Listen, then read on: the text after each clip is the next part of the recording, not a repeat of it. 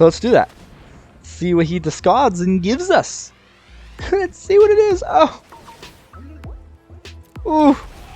Ooh. Oh my goodness, good game. Ooh.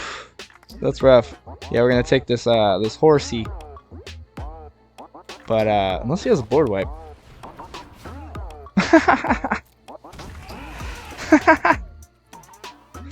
What? Okay. Hey, what's up, guys? It's your boy Zach. Thanks for stopping by. Great deck as usual here for you. It's gonna be a cool, weird Dimir control, so to speak. And when I say control, I mean we are sort of interacting and killing essentially everything that they put onto the field, and we're gonna stall out the game in a way where we're doing tremendous damage while also establishing momentum, because we're really about tempo. And as you'll see at the top of the curve, right, we have Tergrid, God of Fright. She's our mascot, right? She's the main. The Lanturn's almost, you know, what we're going to be using more often than not, because it is a turn 4 play, and that puts 3 damage on the field, or even more if you can untap it every turn, and that closes out the game very well. Since we don't have so much closing power or many creatures, the Lanturn is king. Now, the Great Shark, baby, that's what we're doing here. We're getting down a Lanturn, and then they want to deal with it by getting a big threat down themselves. They have to race it most often. And we're just like, nope. Now that big threat you just laid is gone. I have a shark now, ready to swing as it switches to my turn. And you're going to take 3 more damage. So they have to now chunk block or deal with a shark or take 5 and take 3 from a Lanturn. So these two tag team together is insane. I really encourage you guys to try. If anything, just throw these two together and then build the deck the rest of the way you want. You can go more sacrifice, right? We have Soul Shatter for sacrifice, and then we have Elderfang for discard. Okay, we're running 3 copies of each. We also have 3 Skull Raids. So this card is also a turn 2 play, so it helps fill out the sort of relatively weak 2-drop slot that we have. I say weak meaning thin, not weak though. And then helps us to be a later game, you know, a late game play. If we do have Tergrid as a creature on the field, we're going to essentially get 2 non-land permanents if it is a creature-based deck, you know, right onto the battlefield immediately for us to use and steal. So Skull Raid can be a very good play. Do not underestimate this card. And we have 3 Inscription of Insights to draw his card. Totally catch them off momentum, right? Return those creatures to their hand, and then we return, and then we just counter it as soon as they try to, you know, lay those creatures we returned. We have Brazen Borrower returning creatures. We have Into the Roil returning creatures. So these, you know, these cards together returning creatures, and then 4 Saw It Comings. So 4 Saw It Comings, guys. I mean, we are playing counterspells.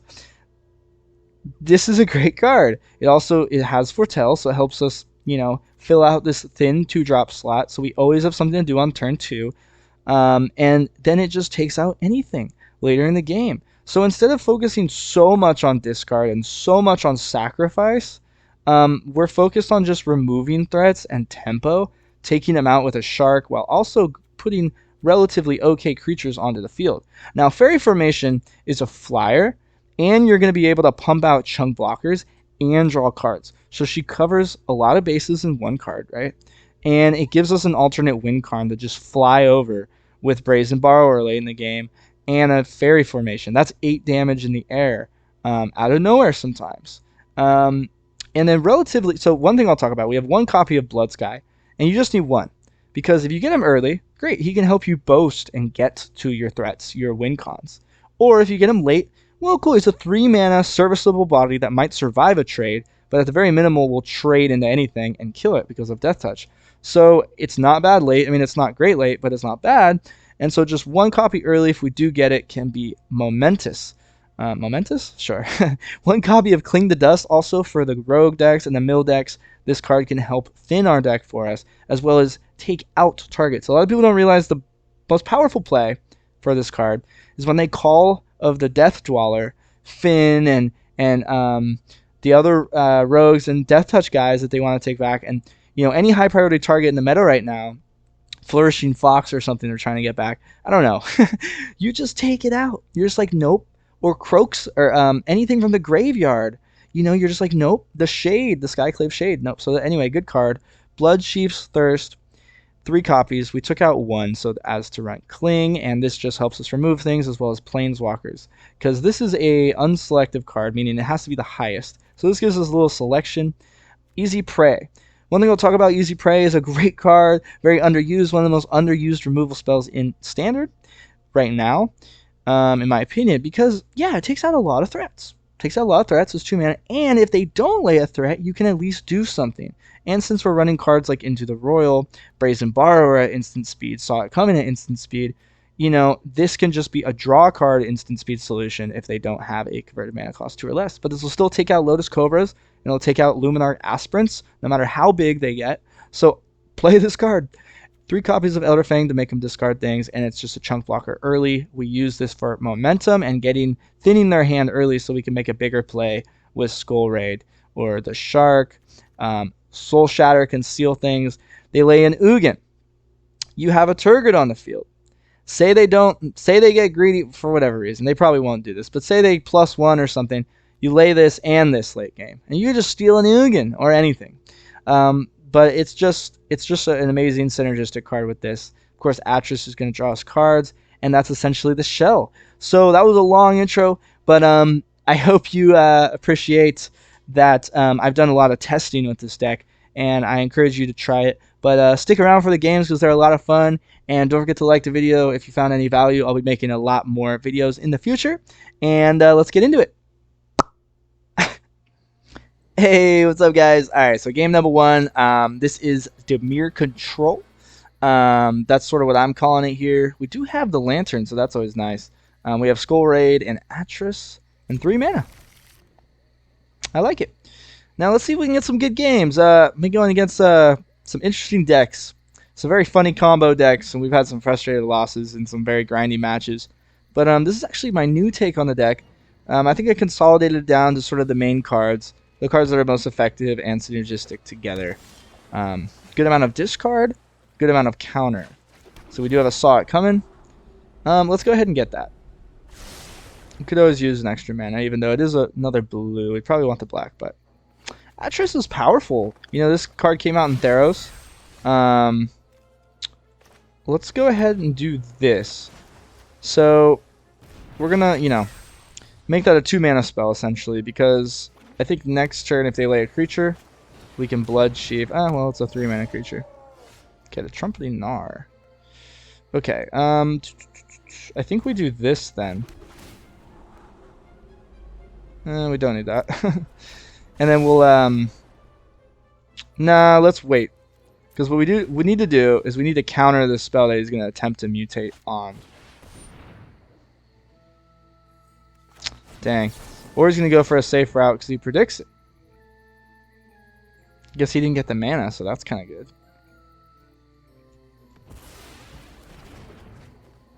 That could mess him up quite a bit.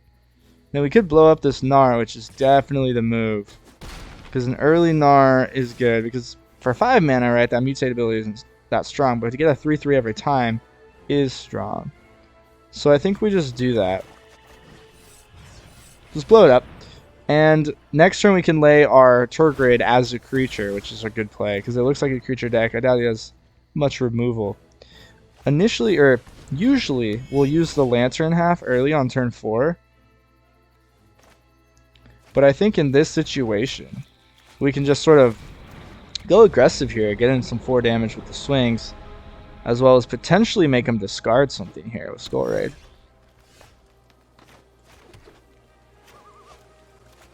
So let's do that. See what he discards and gives us. Let's see what it is. Oh. Ooh. Ooh. Oh my goodness, good game. Ooh. That's rough. Yeah, we're gonna take this this horsey. But unless he has a board wipe.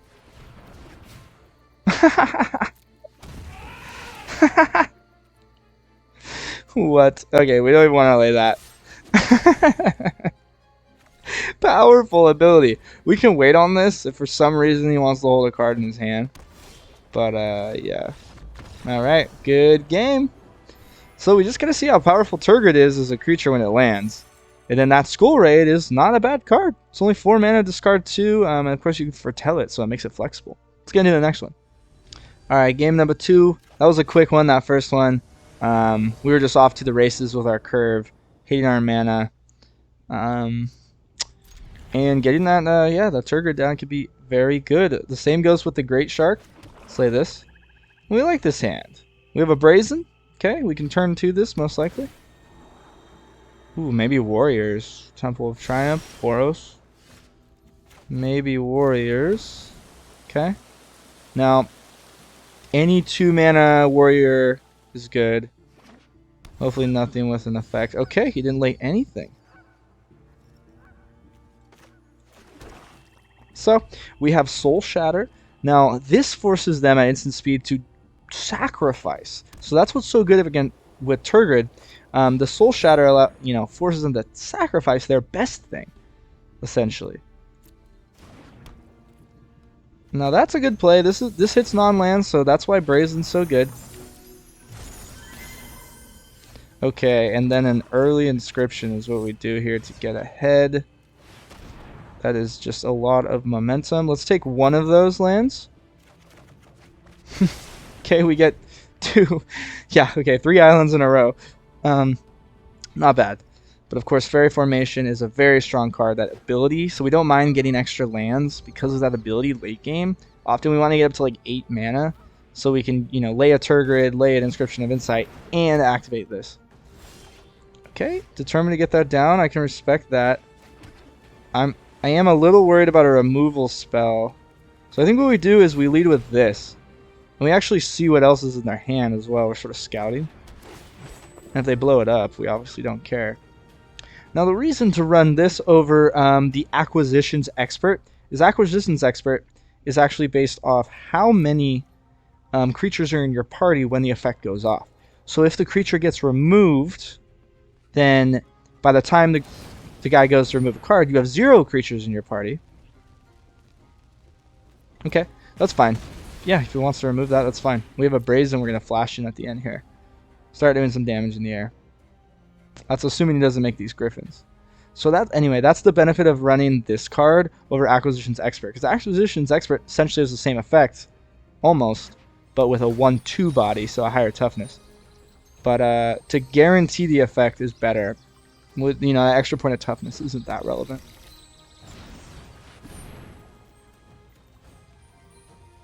Now the other good thing about Soul Shatter is it doesn't target. So it gets around Dream Trawler and Bone Crusher Giant. Dream Trawler with that hexproof is super relevant. Or that the 7-mana haste hexproof, the Crag Plates, I believe it is. Crag Plate something. That guy also is a problem, and he's usually alone, so that'll definitely hit him. Let's go ahead and get down our fairy, right? Let's get down a big boy and say go. Because I doubt they have a removal spell that immediately deals with it. Unless they're running 4 damage burn. 4 damage red spell. Which would be interesting, I think, so far based off of the cards. Be a pretty strange deck, because ideally if you're going Griffin Ari, you want to focus on Griffin Ari. You have to gain 3 life, and then on your end step you create a 2/2. So that's what's going on there. Okay. Alright. Okay, the Great Shark. Cool. So guys, we're in a solid position. We actually want to do this though. Yeah. See what we can get. We don't necessarily need Cling. Now if we get the Blood Sky. Nope, we didn't get Blood Sky. That could be really good. But let's go ahead and get damage in. And we have a lot of interaction, and if nothing bad happens, we can Brazen. So again, giving us a lot of options in this deck.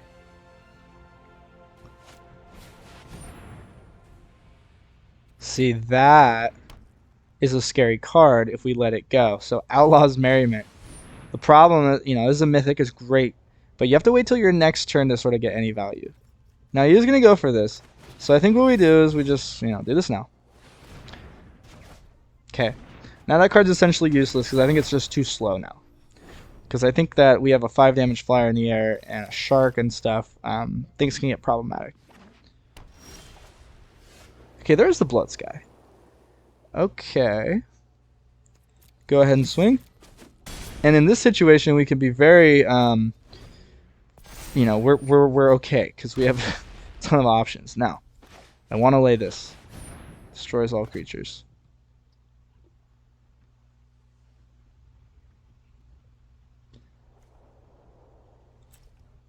Let's draw a card. Yeah, and the fairy's gonna die, but we're gonna draw a card for 4 mana. Okay. Now let's see what he does, because getting a Brazen out here could be really strong. That's what we do. Because this can only counter artifacts, not enchantments. As well as creatures, of course. So now we can actually do a play like this. Because now we're putting tremendous pressure on him to sort of establish creatures. Yes, he's going to get... Okay. Cool, he got this one, the lifelink one. Because if he got the rogue pings any target for 1. So that would have taken out our Brazen. That would have been very frustrating. He wants to swing. He's desperate for the life. I can respect that. Yeah, I can respect that. I would probably keep him as a blocker, though. Because, obviously, I'm going to... Okay. Okay, and that's why we're really happy we waited on the shark. Even if we don't counter anything, the shark is pretty good. Nice. And we counter something. Let's go. He only has 2 red mana after this. You know, we're happy countering a creature, so... Doesn't matter, it was a 1-drop. Okay, he gained the life. Okay. So what we need to do is blow this up.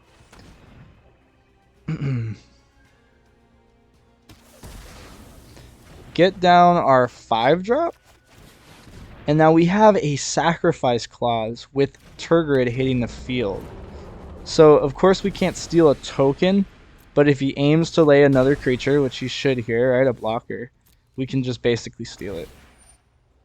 Okay, and he gets the worst one again. Well, not really in this situation. It's actually the best one in this situation, but typically the worst one. Cool.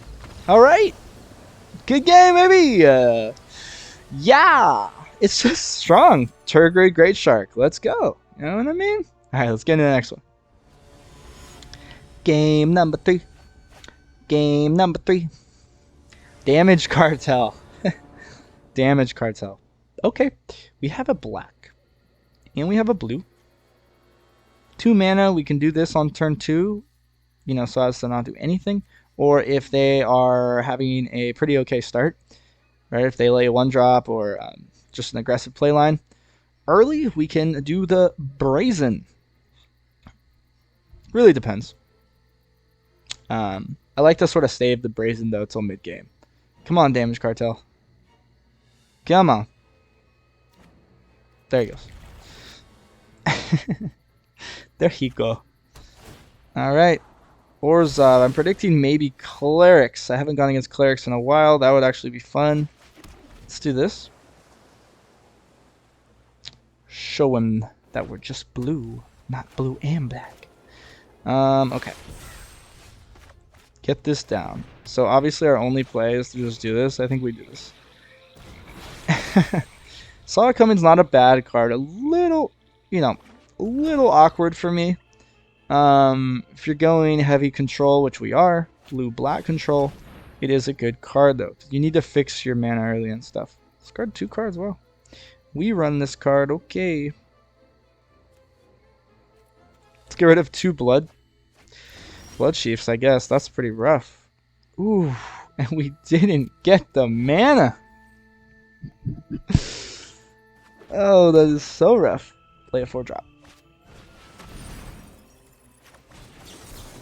Alright, forbidden... Foreboding Fruit. So, they create a food token, and we and they draw 2 cards. Blah, blah, and lose 2 life. That's not bad at all. Okay. We got a mana. That's good. If he lays a creature, a big creature, that'd be best. We'll just Soul Shatter it. Okay, not bad. Not bad. I don't know why I haven't really seen that card.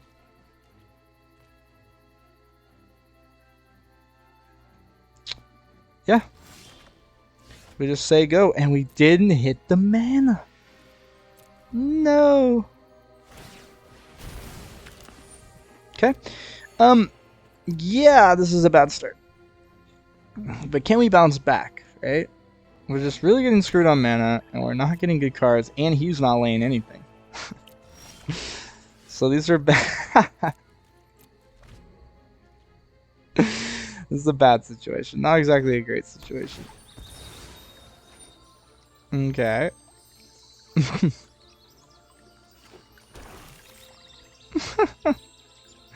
Lay something.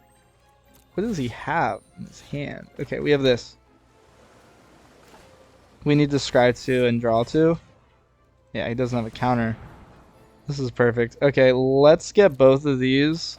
Because Into the Roil can be good here.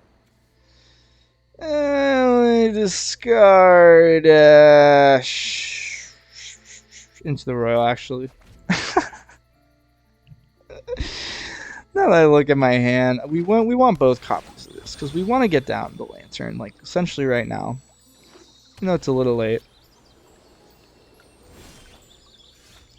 You know what we do actually now is we lead with one of these Tergrids. And if they have like a Banishing Light or something, whatever, Elspeth Conquers Death, it's gonna hit Tergrid, right? It's a 5-drop god.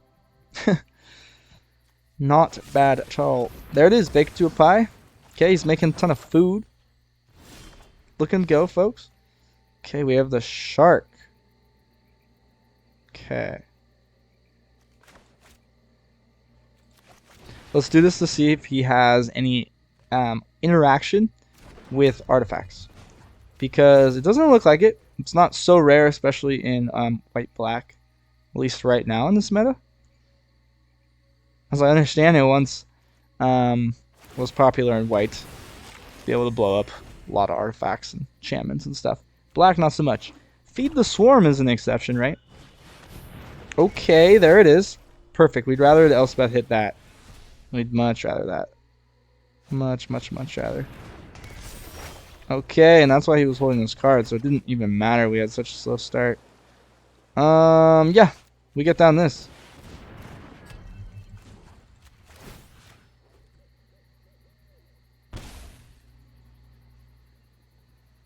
Okay. Now, of course, that's going to make us discard a card from our hand. So I think what we do is we actually get rid of Soul Shatter. Okay, because we're not going for Tergrid as a creature now. We're going for damage and momentum. Oh, they get a pick. I'm silly. Oh, they get a pick. That's not bad at all. Okay. So when they get back a creature, they can get back no one so far. Make them discard a card.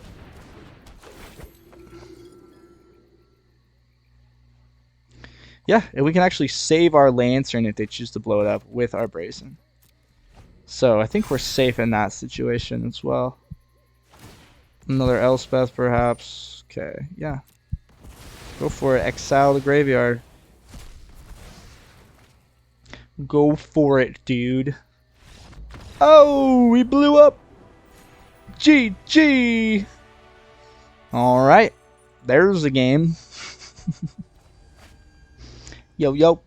So here we are against Loristo for probably the last one of the video, I would imagine. I might have taken out one in the middle, so it was kind of an uneventful game, but we'll see what I end up doing. Okay, let's lead with this. In case they lay an instant, we can cling it. Cling's a great card. Against rogues, anything mill. You just have one copy of Cling in your desk. You can repeat it over and over again because it has escape. Very clutch against most matchups. Now the power of Easy Prey. Like the power of Easy Prey, right? To be able to take out this Fin if he lays the Fin. Let's see it. It's the Fin, right? Or we can cycle it if nothing crazy happens. It's an adventure awaits. So let's go ahead and just blow this up. You know, we'd have to get rid of that guy eventually. We don't have much like stopping power in the early game. So we rely I actually really like the matchup against the Death Touch deck. Ooh, yeah, I love Strike Beast. Okay, so it looks like it's going to be like a weird adventure Death Touch type of thing. That's what I would imagine. That's what I've been seeing go down. Let's lay our own DT. So this is the one copy. Actually, no, I think we may have two copies of him. I don't know what I ended up doing. Maybe it's just one now. But just the one copy is fine because it helps us get to our other threats. He's just here to be a bridge to the other threats. So we don't need many bridges, just one if we're lucky and get it early. And late game, it's not the worst top deck in the world because it can always trade with something. And of course, if you go on offense, Boast can be crazy. Okay, he really wants to lay the dude. So we do this. Return this now. So we can get in some damage. And we can cling the dust and draw a card. We efficiently use our mana. Yes, the Love Struck Beast is coming, but we have a good amount of interaction in our hands, so we're not too sad. He needs to get his mana. Poor guy, okay. Let's see who lays.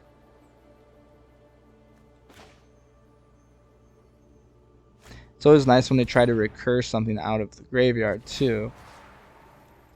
Because Call of the Death Dweller, things like that, to be able to take out one of the high priority targets as they do it is insane. That happened to me earlier against this same deck. It's really, really cool. Okay, let's go ahead and lay this. Get rid of a card in our hand. We are not getting our manas. Just strange, because I thought I got the mana decently okay in this deck. All of a sudden, though. Yeah. And let's see if he trades, because we don't plan on boasting him. We don't plan. We do sometimes. We do a lot. And I've played a lot with this deck. So the games that you're watching, I hope you enjoy them. But this is like the simplified shell. I was doing a lot more one-ups and fun cards. I was running like Lithoform Engine to copy Tergrid's ability. Not the one where you steal it, because, you know, there's only one permanent to steal, but the other half, the Lanturn, right? And just essentially doing two triggers of that every turn is insane. So 6 damage unless they're giving you things, basically. Okay, Stone Coil, not getting the mana as usual for some reason. Okay, so we wait. We wait because we really need to hit 4 mana. 4 mana is a magic number in this deck, as with most decks. But see what he does. Probably just gonna cycle.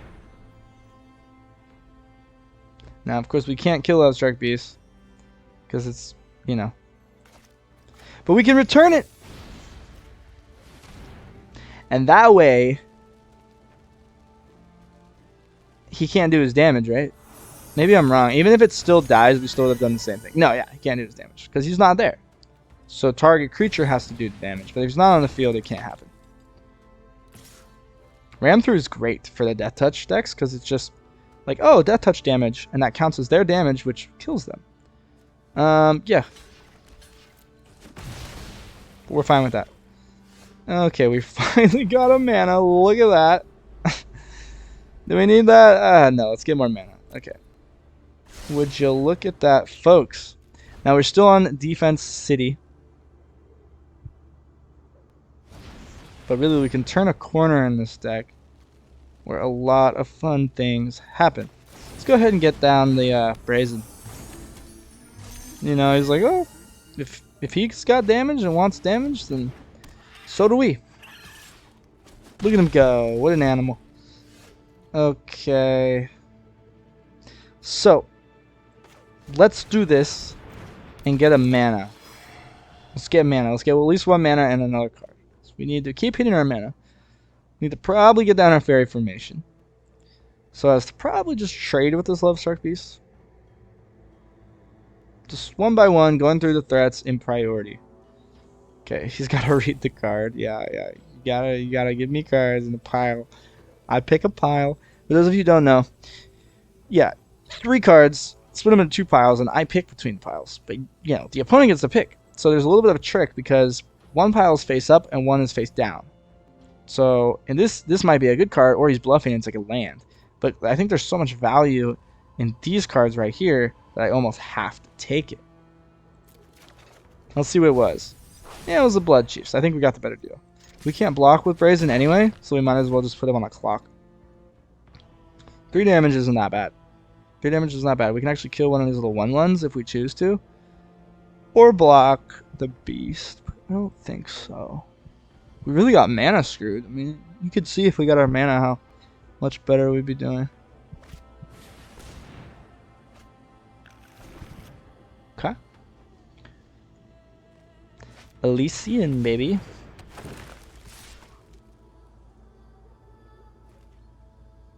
Nope. Scared the other ones from swinging, so that's fine.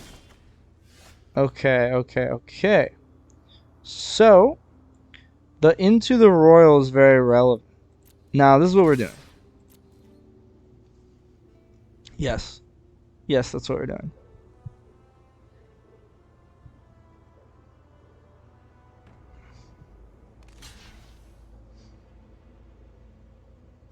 Now, if he double blocks like this... Yeah. We do this. That way our Atris survives. We actually get to kill another creature for free, basically. And we still get to return the Love-Struck Beast with our Into the Roil. Sure. Whatever. It's a tap. Now, I think we're doing it right. Because really we're out damaging them and out tempoing them. Oh. Okay. So there is, I forget what it is, the devotion. There's a strategy with this green devotion, because it's 5 green pips, that just wrecked me the other day. And I think this is probably the same thing. Now we can almost take this Love-Struck Beast hit. And I say almost, but we can. He has to spend 5 mana to lay that card. So that's going to be his whole next turn if he wants to again. Okay. So now we can get in 6 damage and start doing some serious stuff.